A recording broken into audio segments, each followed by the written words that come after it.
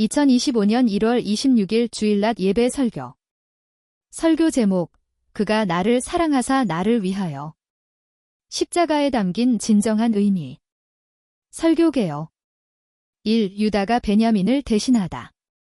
2. 사도 바울이 예수님의 사랑을 깨닫다. 3. 한 알의 밀이신 그리스도. 4. 유월절 해방과 십자가 혁명. 설교 목적. 기독교의 대표적인 상징이며 기독교 신앙의 진수를 담은 이 상징에 담긴 의미를 설명하고 그것이 우리의 삶에서 재현될 때 하나님의 회복 프로젝트가 실현된다는 것을 다시금 강조하는 것이 이 설교의 목적이다. 별표. 1. 유다가 베냐민을 대신하다. 옛날 중동의 가나안 땅에 12아들을 낳은 아버지가 있었습니다. 가나안 땅은 지금의 이스라엘을 가리킵니다. 그 가족은 양떼를 기르는 목축업과 농사로 생계를 이어가고 있었습니다. 아버지의 이름은 야곱인데 그는 12아들들을 양육하면서 그들과 함께 농사도 짓고 양을 치면서 살았습니다. 그런데 아들들이 성장하면서 출가를 합니다. 넷째 아들도 가나안 지역의 한 여인을 사랑하고 그와 결혼했습니다. 그리고 세 아들을 낳았습니다. 오늘은 야곱의 넷째 아들에 대하여 이야기를 하고자 합니다. 그의 이름은 유다입니다. 유대인이 이 사람의 이름에서 비롯되었습니다. 그는 사랑하는 아내와 세 아들과 함께 오손도손 살았습니다. 그런데 아들들이 성장하자 장남을 위해 며느리를 맞이했습니다. 그 며느리도 가나안 지역의 여성이었습니다. 그런데 결혼한 지 얼마 안 되어 장남이 죽었습니다. 당시에는 형이 자손이 없이 죽으면 시동생이 형수를 아내로 맞이하는 풍습이 있었습니다. 그래서 아버지 유다는 둘째 아들에게 형수를 아내로 맞아 형의 계보를 이으라고 명했습니다. 그런데 이 둘째 아들도 하나님 앞에서 악한 생각을 가졌는지 자신의 씨를 형수에게 주지 않았습니다. 그래서 그 둘째 아들도 얼마 후에 죽고 말았습니다. 야곱의 아들 유다는 세 아들 중에 두 아들이 죽고 나자 며느리에게 친정으로 돌아가서 수절하면서 막내 아들이 성장하기까지 기다리라고 보냈습니다. 그렇게 세월이 흘러 유다의 아내도 죽었습니다. 유다는 아내를 지극히 사랑했는지 아내를 잃고 나서 깊이 낙심했습니다. 그러자 그의 친구가 유다를 데리고 양떼가 있는 곳으로 갔습니다. 그때는 양들의 털을 깎는 시기였습니다. 그곳은 며느리 다말이 사는 곳과 가까웠습니다. 그러자 유다의 며느리 다말에게 어떤 사람이 시아버지가 양털을 깎으러 이 근방으로 온다고 알려주었습니다. 다말은 과부의 옷을 벗고 창녀의 옷으로 갈아입었습니다. 그리고 시아버지 유다가 지나는 길가에 앉아서 기다렸습니다.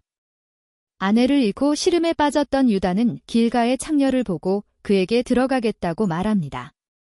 창녀로 변장한 다말은 그 대가로 무엇을 주겠느냐고 물었습니다. 그러나 유다는 염소 새끼를 주겠다고 합니다. 다말은 지금 염소 새끼가 당신에게 없는 것으로 보아 나중에 주겠다는 말인데 그러면 담보로 도장과 끈과 지팡이를 달라고 합니다. 그렇게 두 사람은 동침을 했고 유다는 돌아가서 친구에게 염소 새끼를 보내서 자기 담보물을 찾으려고 했습니다. 그런데 친구가 돌아와서 하는 말이 그곳에는 창녀가 없다는 것이었습니다. 세월이 흘러 다말은 자기 며느리가 임신했다는 말을 듣고 며느리를 끌고 오게 했습니다. 행음을 한 며느리를 불사를 것이라고 하자 다말은 자기가 이 물건의 주인으로 말미암아 임신을 했다며 유다의 도장과 끈과 지팡이를 내놓았습니다. 유다는 그때서야 며느리 다말이 왜 그렇게 했는지 이해했습니다. 셋째 아들 셀라가 성장했는데도 자신이 며느리를 셀라에게 주지 않았기 때문이었습니다. 그래서 그 둘을 결혼하게 하고 다시는 며느리를 가까이 하지 않았습니다. 다말은 쌍둥이를 낳았습니다. 이것이 야곱의 넷째 아들 유다에게 있었던 이야기입니다.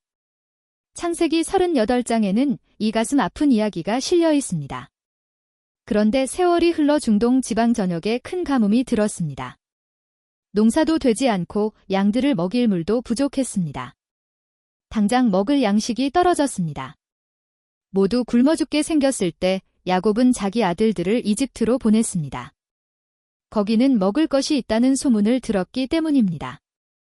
그런데 그곳에 가보니 양식 판매를 맡은 총책임자가 이상한 요구를 합니다. 그 책임자는 말하지도 않은 것을 물어봅니다. 형제들에게 부모에 대해서 형제들에 대해서 물어보더니 결국에는 막내 동생을 데려오라고 양식을 주어 보냈습니다. 참 이상한 일입니다. 다음에 양식이 떨어져서 어쩔 수 없이 막내 동생을 데리고 가서 양식을 사러 갔습니다. 이집트의 총책임자는 형제들을 모두 관저로 초청하여 잔치를 열어주고 양식도 많이 주었습니다. 그런데 그들이 돌아가는 길에 군대가 와서 도둑으로 몰아 그 형제들을 모두 체포해서 끌고 갔습니다.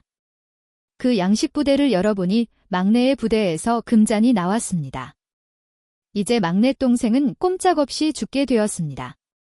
그때 야곱의 넷째 아들 유다가 앞으로 나서더니 그 동생 베냐민을 대신하여 자신을 종으로 붙들어 두시라고 부탁했습니다. 자기가 동생을 대신하여 종으로 남겼으니 동생과 형제들을 아버지께 돌아갈 수 있게 해달라고 요청했습니다. 그러자 그 총책임자는 갑자기 울면서 큰 소리로 형제들의 이름을 부르면서 자신이 바로 요셉이라고 신분을 밝혔습니다. 이 모든 일은 자기가 꾸민 것이라고 하면서 형들이 어렸을 때 자기를 종으로 팔아버린 것을 생각하면서 이렇게 시험해 놓으라고 설명했습니다. 그리고 아직 흉년이 남아있으니 아버지와 온 가족을 모시고 오라고 초청했습니다. 이렇게 해서 야곱의 가족은 모두 이집트로 이주하게 되었습니다. 이것이 성경 창세기의 마지막 부분의 이야기입니다. 이 사도 바울이 예수님의 사랑을 깨닫다. 신약 성경을 보면 사도 바울은 예수님의 십자가 죽음을 묵상하면서 큰 깨우침을 얻었습니다. 그리고 이렇게 말했습니다. 내가 그리스도와 함께 십자가에 못 박혔나니 그런즉 이제는 내가 사는 것이 아니요 오직 내 안에 그리스도께서 사시는 것이라.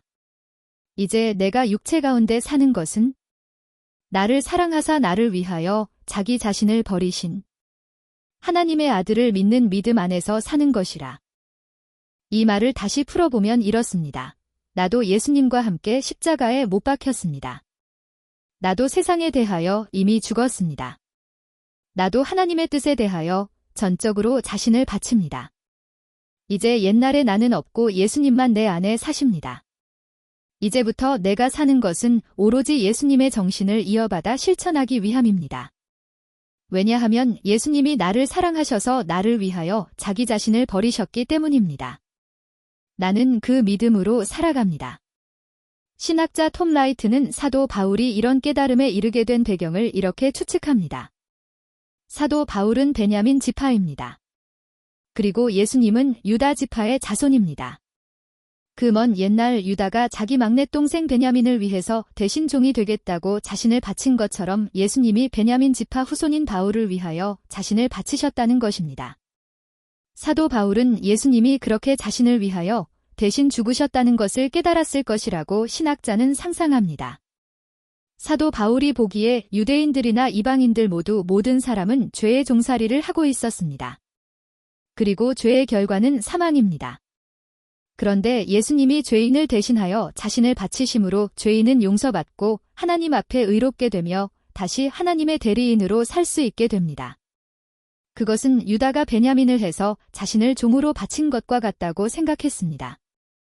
예수님도 죄인을 사랑하셔서 늘 죄인들 가운데서 사셨고 마침내 죄인을 대신하여 죽으셨습니다. 그리고 하나님이 예수님을 죽은 자 가운데서 다시 살리셨고 하늘로 올리셨으니 여기에 큰 비밀이 있다고 생각했습니다. 사도 바울의 글을 읽어보면 하나님은 사람을 지으실 때 어떤 목적을 가지고 계셨습니다. 그것은 모든 사람이 하나님의 아들이 되어 하나님의 뜻을 따라 살아가는 빛나는 존재가 되는 것입니다. 그런데 모든 사람이 죄를 범하여 죄에 빠지게 되고 하나님의 목적에서 벗어나 사망의 종살이를 하게 되었습니다. 그것은 사람의 본래 목적을 잃어버리고 욕심과 탐심의 종이 되어 사는 것을 가리킵니다.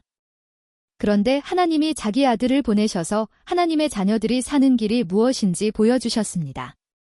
그리고 그 아들은 죄인들 가운데서 죄인들을 위하여 사시다가 죄인들의 손에 죽임을 당하셨습니다.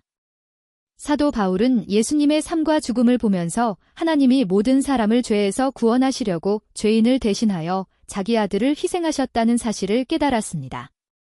그래서 이제는 유대인이나 이방인이나 할 것 없이 모든 사람이 예수 그리스도 안에서 하나님의 자녀가 되며 하나님 앞에 설 수 있게 되어 예수님을 따라 살 수 있게 되었다고 확신했습니다.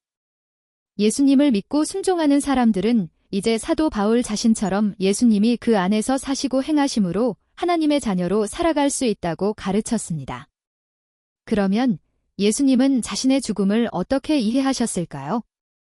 3. 한 알의 밀이신 그리스도. 예수님은 잡히시기 전에 죽음을 앞두고 이런 말씀을 하셨습니다. 내가 진실로 진실로 너희에게 이르노니 한 알의 밀이 땅에 떨어져 죽지 아니하면 한 알 그대로 있고 죽으면 많은 열매를 맺느니라. 우리는 지난주에 하나님이 세상을 창조하신 후에 모든 생명에게 축복을 선언하시기를 생육하고 번성하여 충만하라 고 하셨다는 말씀을 들었습니다. 그리고 그 충만의 역사를 이루시려고 하나님은 모든 생명에 씨를 두셨다고 성경이 들려줍니다. 그런데 사람들이 범죄함으로 땅이 저주를 받게 되었을 때 하나님은 다시 세상을 회복하시려고 아브라함과 다윗에게 언약하시기를 그들의 씨를 통하여 세상 만민이 복을 받으며 하나님의 나라가 견고하게 될 것이라고 말씀하셨습니다. 예수님의 말씀 중에 한 알의 밀은 온 세상에 충만한 열매를 맺게 하시는 하나님의 회복 프로젝트를 의미하는 것 아닐까 생각해 봅니다. 하나님은 세상을 충만하게 하시려고 씨를 택하셨습니다. 그리고 그 씨들은 하나님의 말씀이며 하나님의 말씀을 받은 사람들입니다. 그런데 그 씨 중에 씨가 있는데 그분이 예수 그리스도십니다. 예수님은 자신을 한 알의 밀이라고 말씀하셨습니다. 그것은 세상에 충만하게 될 생명의 씨를 의미한다고 볼 수 있습니다. 교회는 예수님의 씨에서 발아한 또 하나의 씨입니다. 사도 바울도 자신이 한 알의 밀임을 깨달았습니다. 그래서 교회와 이방인들을 위하여 자신을 희생했습니다. 그렇게 기독교 신앙은 한 알의 밀로 자신을 바치신 예수 그리스도의 정신을 이어받고 실천함으로써 세상에 널리 퍼지게 되었습니다. 그리고 오늘도 우리 가운데서 그 생명의 씨앗은 움트고 자라고 희생하고 그리고 또 열매를 맺고 있습니다. 우리는 예수님을 하나님의 아들이시며 우리의 주님이시라고 찬송하고 경배합니다. 그런데 우리가 경배하는 예수님은 사실 갈릴리의 가난한 목수의 아들로 사셨습니다. 그리고 어부들과 가난한 사람들을 돌보시고 병든 사람들을 치료하셨습니다. 예수님은 사회적으로 소외된 사람들을 찾아가셨고 그들 가운데서 먹고 친구로 사셨습니다. 예수님은 죽으실 때도 두 강도 사이에 달리셨습니다. 그렇게 보면 예수님은 죄인들 가운데 사시다가 죄인들 가운데서 죄인의 모습으로 죽으셨습니다. 그것이 하나님의 아들이 사는 법이며 한 알의 밀이 살아가는 방식이었습니다. 그리고 그 절정이 십자가입니다. 하나님은 예수 그리스도를 보내셔서 죄인들을 거룩한 의인들로 변화시키셨습니다. 동네에서 은둔자로 살았던 막달라 마리아는 예수님을 끝까지 모시는 봉사자가 되었습니다. 동네에서 손가락질 받고 누구도 가까이 하지 않아서 손절을 당하던 수전도 삭개오도 예수님을 만나고 자선을 베푸는 사람이 되었습니다. 사실 예수님은 당시에 가장 참혹하고 잔인한 형틀인 십자가를 가장 큰 사랑의 상징으로 만인의 가슴에 새겨지게 하셨습니다. 이것이 한 알의 밀이라는 생명의 씨가 작동하는 방식이며 하나님이 우리 가운데서 일하시는 역사입니다. 이렇게 보면 예수님이 가장 높이 영광을 받으시는 곳은 예배당인 것 같지만 사실은 우리가 살아가는 일상임이 분명합니다. 일상의 삶에서 예수님의 가르침을 따라 살아갈 때, 즉 한 알의 밀로서 생명의 씨앗으로 살아갈 때 예수님의 역사는 가장 선명하게 드러납니다. 예수님이 죄인들 가운데 사셨던 것처럼 우리들도 사람들 사이에서 더불어 친구가 되고 생명의 씨앗으로 살아간다면 바로 그곳이 거룩한 예배당이며 교회가 될 것입니다.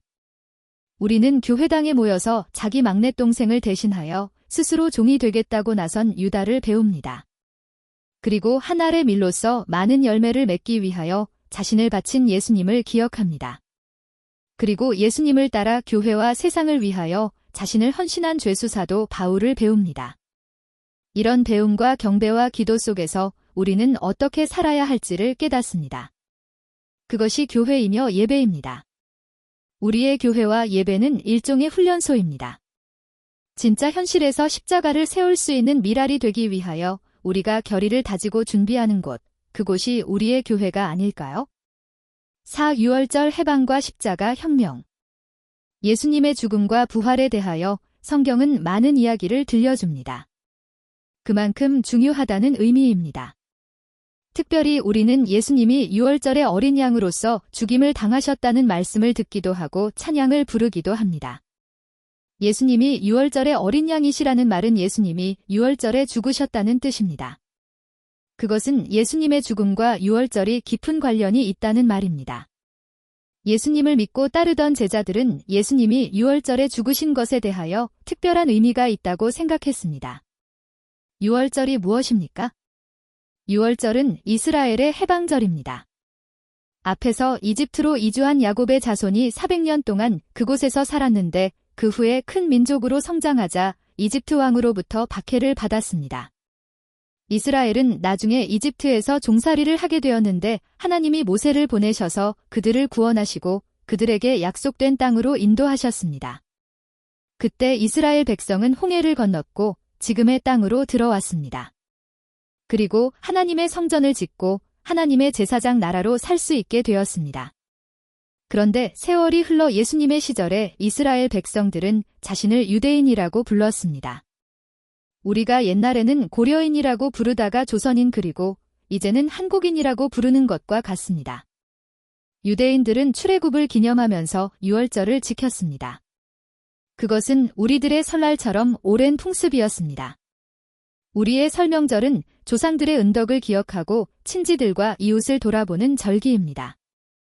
그런데 유대인의 유월절은 하나님이 아브라함의 언약을 이루시려고 그 민족을 구원하신 날이며 온 세상을 위한 제사장으로 우뚝 서게 하실 것을 기억하고 기대하는 절기입니다.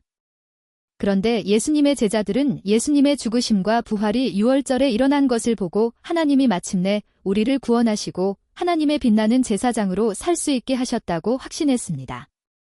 그런 증거로 하나님은 예수님을 하늘로 올리시고 하나님 우편에 앉게 하시고 만민의 주가 되게 하셨고 성령을 선물로 보내셨다고 교회는 확신했습니다.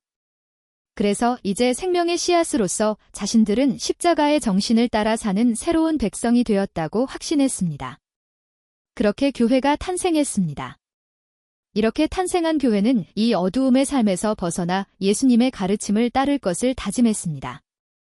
예수님이 산상수훈에서 가르치신 것을 마음에 새기고 그것을 따라 살 것을 각오했습니다.